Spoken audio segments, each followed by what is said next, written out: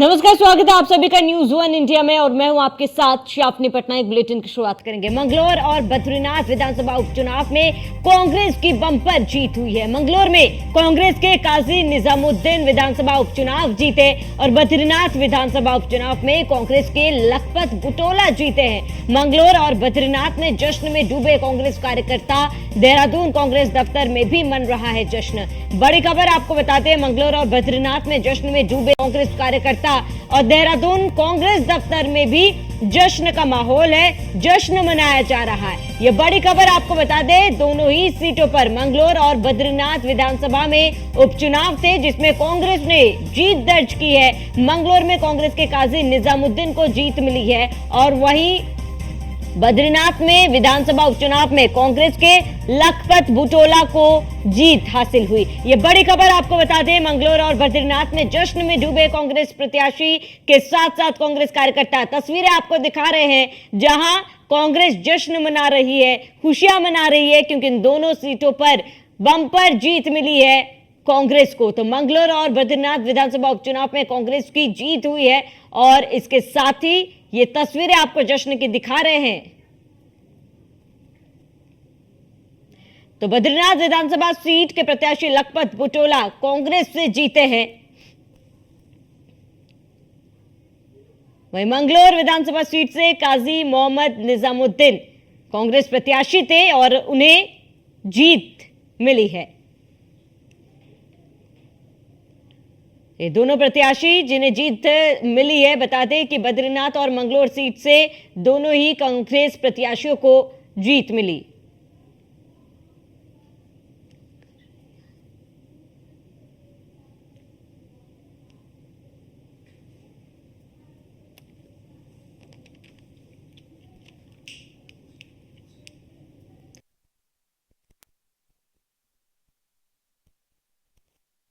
उपचुनाव में कांग्रेस की जीत हुई है और ये तस्वीरें आपको जश्न के दिखा रहे हैं जहां पर बद्रीनाथ विधानसभा सीट में लखपत बुटोला कांग्रेस से जीते हैं और काजी मोहम्मद निजामुद्दीन कांग्रेस से जीते। अधिक जानकारी के लिए ब्यूरो चीफ सुदीप जैन हमारे साथ जुड़ चुके हैं। सुदीप, बम्पर जीत दोनों ही सीटों से कांग्रेस को मिली है।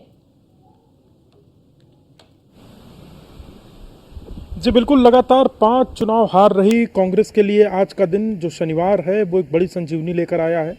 दोनों ही उपचुनाव में जो कांग्रेस के प्रत्याशी हैं वो जीत चुके हैं। हालांकि 13वां राउंड अभी जो बद्रीनाथ विधानसभा सीट है उसका गिना जा रहा है, परंतु जो डिफरेंस है वो 4000 के आसपास, यानी लगभग जीत तय है। देखिए, अगर इस चुनाव की हम समीक्षा करें तो कांग्रेस ने बहुत अपने पैटर्न पर ही चुनाव लड़ा। भारतीय जनता पार्टी दोनों ही सीटों पर प्रत्याशी आयात करके लाई थी।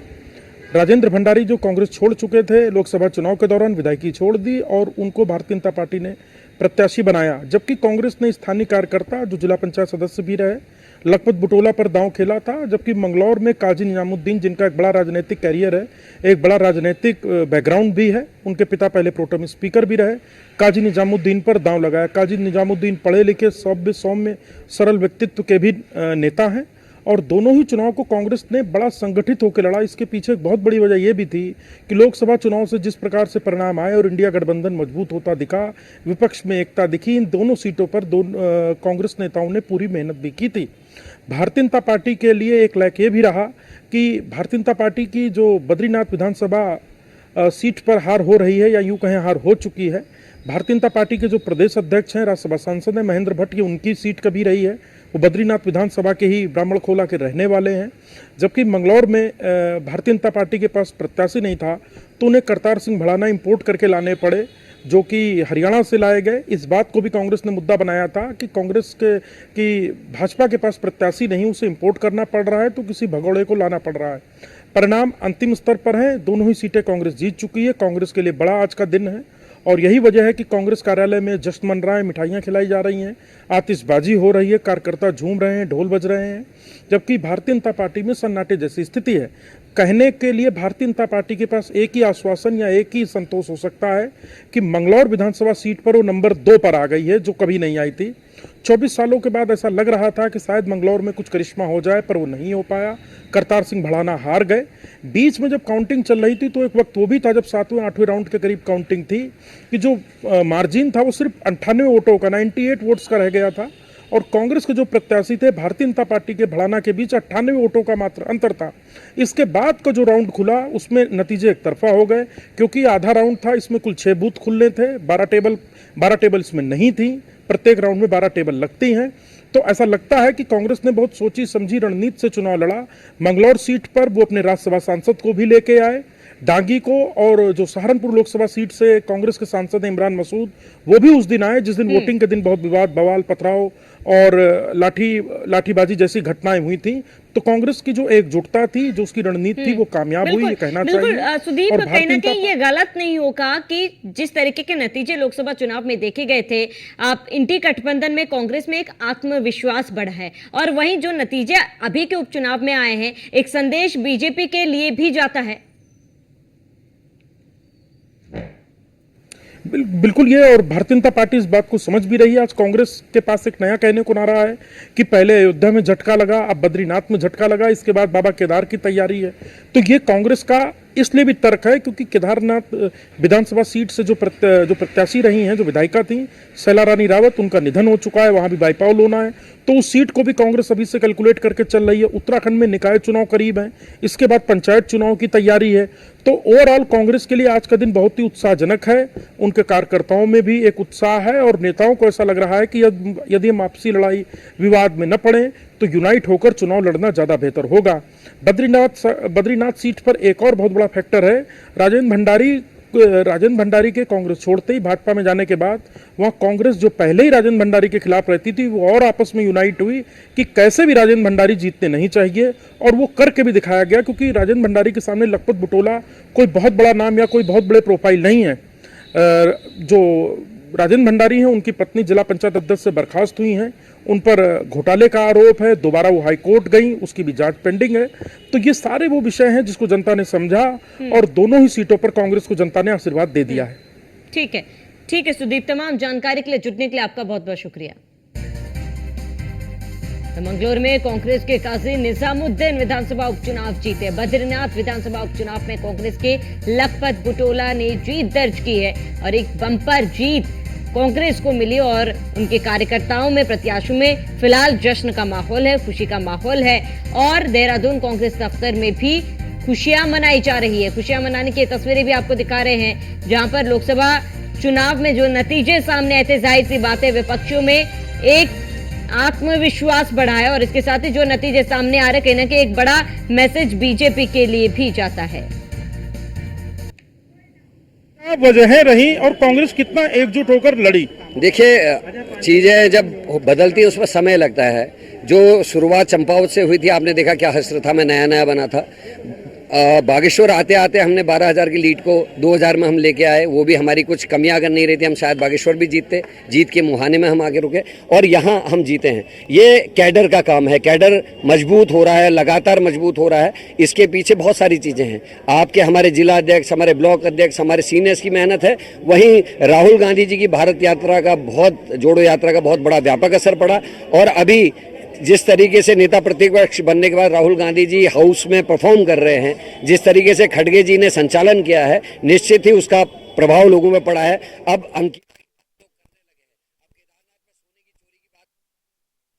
चिमट की बर्बादी पर लोग बात करने लगे हैं, अब ट्रिपल एससी और भर्ती पटवारी लीग पर लोग बात करने लगे हैं, लोग रोजगार की बात करने लगे हैं। लोग समझ गए हैं कि केवल हमको लॉलीपॉप दिए जा रहे हैं। इसीलिए भगवान राम ने संदेश दिया अयोध्या से, खुद अयोध्या हारे और 6 सीटें अगल बगल की और हराई, और आज बद्रीनाथ भगवान ने इनको हराने का काम किया है। अब केदारनाथ की बारी है। बद्रीनाथ एक झांकी है, केदार अभी बाकी है। क्या अति उत्साह था भाजपा के पास, या संगठन की जो उनकी शक्ति है उसके आधार पर उनको ऐसा लगता था, और कांग्रेस इस किले को कैसे भेद पाई? देखिए, हमारे को एक ही मंत्र राहुल गांधी जी और खड़गे जी ने सिखाया कि हम लगातार काम करें, मेहनत करें, कैडर के बीच में और जनता के बीच में जाएं, अपने मुद्दों को लेके जाएं। एक ना एक दिन लोग समझेंगे, और अब मुझे लगता है कि उत्तराखंड की महान जनता ने हमको आशीर्वाद दिया है। दूसरी तरफ जो मैं महसूस कर रहा हूँ कि बीजेपी ने नैतिक रूप से पहले हार स्वीकार कर ली थी। उनके पास अपने कैडर का, अपनी आइडियोलॉजी का कोई आदमी नहीं था चुनाव लड़ाने के लिए। जहां मंगलौर में उन्होंने एक हरियाणा के ऐसे आदमी को जो लोकदल का विधायक था उसको टिकट दिया, और बद्रीनाथ से कांग्रेस के भगौड़े को टिकट दिया। वो पैसा भी दिखा रहे थे, बाहुबल भी दिखा रहे थे, लेकिन जनता ने धन पशु को हराने का काम किया है। इसलिए मैं उत्तराखंड की महान जनता को सैल्यूट करता हूँ। आप एक बात बार बार कहते हैं कि मंगलौर में कुछ लोगों को आपने चिन्हित कर रखा है जो अपनी सरकारी दायित्वों के स्थान पर एक राजनीतिक कार्यकर्ता के रूप में काम कर रहे थे। निश्चित ही बैकग्राउंड्स पे भी हम गए हैं। 2 शर्मा बंधु और एक रावत बड़े अधिकारियों के कहने में वहाँ गड़बड़ कर रहे थे। उनकी वीडियोस हमारे पास हैं। जो काम इलेक्शन कमीशन का है, जो काम चुनाव लड़ने वाले के अभिकर्ता का है, वो काम पुलिस कर रही थी, जबकि पुलिस को आईडी चेक नहीं करना चाहिए। पुलिस का काम है सुरक्षा मुहैया कराना, लॉ एंड ऑर्डर को मेंटेन करना। पुलिस का काम कार्ड चेक करना नहीं है। और जब लड़का कार्ड दिखा रहा है तो वो लड़ चला के उसको भगा रहे, महिला के ऊपर हाथ उठा रहा है पुलिस, मेल पुलिसकर्मी। ये साबित करता है कि पुलिस रक्षक के रूप में नहीं, भक्षक के रूप में काम कर रही थी। और गवर्नमेंट आते ही ऐसे अधिकारियों और ऐसे जो अफसरान हैं, इनके खिलाफ कांग्रेस बहुत जबरदस्त कार्रवाई करेगी। अध्यक्ष जी, आखिरी सवाल है, ये चुनावी जीत आने वाले चुनाव के लिए कांग्रेस को कितना बूस्टअप करेगी? देखिए, इंडिया गठबंधन के साथियों को बधाई, मेरे सीनियर्स को बधाई। 2027 के लिए हमारे कार्यकर्ताओं को एक जान मिली है, एक ताकत मिली है। अब लगा है, कार्यकर्ता को लगेगा कि हम जीत सकते हैं। जब अभी बीजेपी की 2 साल की सरकार है, उसके बाद भी बाई इलेक्शन जीतने का मतलब आप समझते हैं। और मुझे पूरा भरोसा है कि अब कार्यकर्ता और मेहनत करेगा। हाईकमान के निर्देशों का पालन लगातार हम लोग करते रहे हैं और उसी का असर यह है। मैं अपने प्रभारी को, पूर्व प्रभारी को भी और वर्तमान प्रभारी को भी धन्यवाद देता हूं कि उनकी देखरेख में, उनकी जो उन्होंने हमको डायरेक्शन दी, उसमें हम काम कर रहे थे और हम जीते हैं। मैं आदरणीय नीरज डांगी जी को, आदरणीय मसूद साहब को भी धन्यवाद देता हूं। उन्होंने हमको बहुत मदद की जब मंगलौर में गड़बड़ हो रही थी। ये दोनों सांसद लोकसभा और राज्यसभा के हमारे साथ आए। मेरे सभी सीनियर हरीश रावत जी, प्रीतम सिंह जी, आदरणीय यशपाल आर्या जी और सभी सीनियर्स को, मैं रंजीत राव जी, इन सबको धन्यवाद देता हूँ कि इस लड़ाई में वो पूरी तरीके से मंगलौर में हमारे साथ खड़े थे। और बद्रीनाथ में भी कोई भी कांग्रेस का ऐसा सीनियर ऐसा नहीं था, कोई भी पूर्व विधायक या विधायक ऐसा नहीं था जिन्होंने वहाँ मेहनत नहीं की। और उसी का नतीजा है, कांग्रेस ने एकजुटता से चुनाव लड़के इसको जीता है। तो आप थे कांग्रेस प्रदेश अध्यक्ष करण सिंह महरा। आपके कांग्रेस अध्यक्ष बनने के बाद ये पहली बार ऐसा है कि दोनों उपचुनाव कांग्रेस ने जीते हैं। और प्रदेश अध्यक्ष ये भी कहते हैं कि मंगलौर में जो प्रशासन का रवैया था, उन्होंने ऐसे लोगों को चिन्हित किया है जो केवल कांग्रेस संबंधी या कांग्रेस विचारधारा के लोगों को प्रताड़ित कर रहे थे।